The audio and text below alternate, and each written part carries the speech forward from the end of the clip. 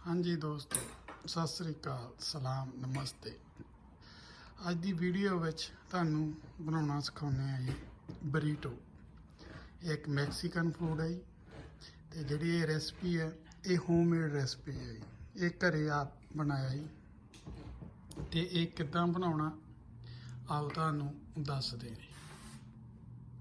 हाँ जी, बरीटो बनाउण लई आपां नूं की चाहीदा। सारिਆਂ ਨੂੰ ਪਹਿਲਾਂ ਤੋਰਤਾਸ, ये मैक्सीकन रोटी है, ये बीनस, ये चीज़ पाया तो लून मिर्च पाया। बाकी तुसी अपनी मर्जी की सीजनिंग पा सकते। आ सब्जियां जी, आ लैटस, पालक, शिमला मिर्च, हैलोपिनियन, टमाटर, प्याज, खीरा ते एवाकाडो ते यार सॉसेस ने ਜਿਹੜੀਆਂ ये अपनी नॉर्मल रेंज। ये कैचअप, आ 1000 आइलैंड कैचअप है भी ड्रेसिंग ਲਈ। आ भी हॉट सॉस है ते अपनी ਜਿਹੜੀ मैगी सॉस है इंडियन है, मैनूं पता ही है मैगी सॉस वो है। ते अपना चीज़ है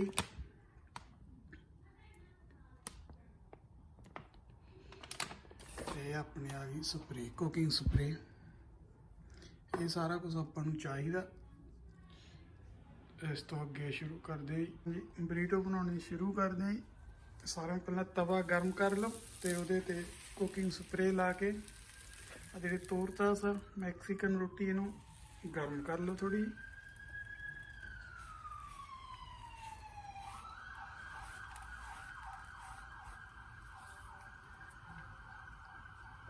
साडा तवा थोड़ा पहला तो गर्म है, तुसीं उस हिसाब नाल अपना तवा गर्म रख लियो, कर लियो पहले ही।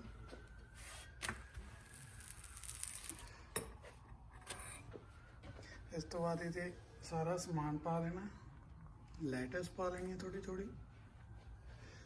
तुसीं समान अपने हिसाब नाल वध घट भी पा सकते हो। फिर आ जिहड़ी बीनस ते चीज़ मिक्स की है सीजनिंग वगैरह वो पा लेने।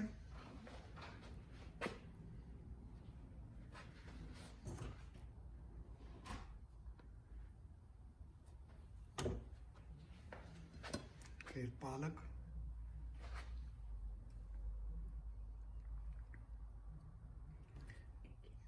हैलोपिनियन थोड़े जे,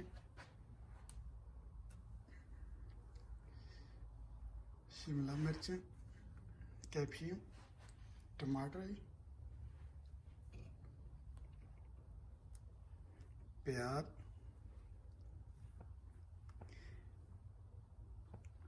ये तुसीं अपने वध घट भी पा सकते हो। तो हम मैगी सॉस, ये जी हॉट सॉस,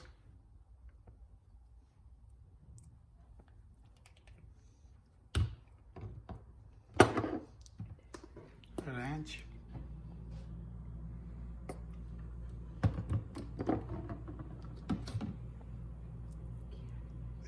आवाकाडो पा लेना,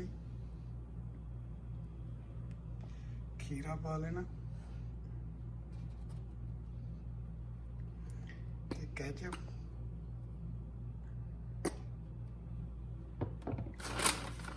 खीर के चीज पा लेना।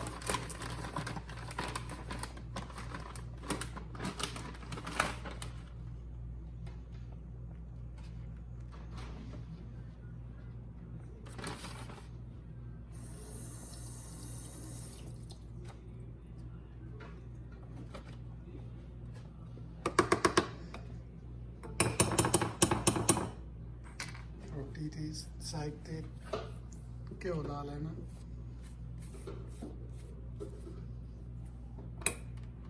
फिर इसनूं रोल करना है।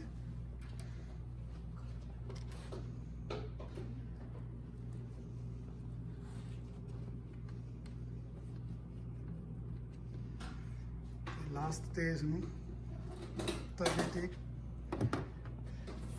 गर्म करना।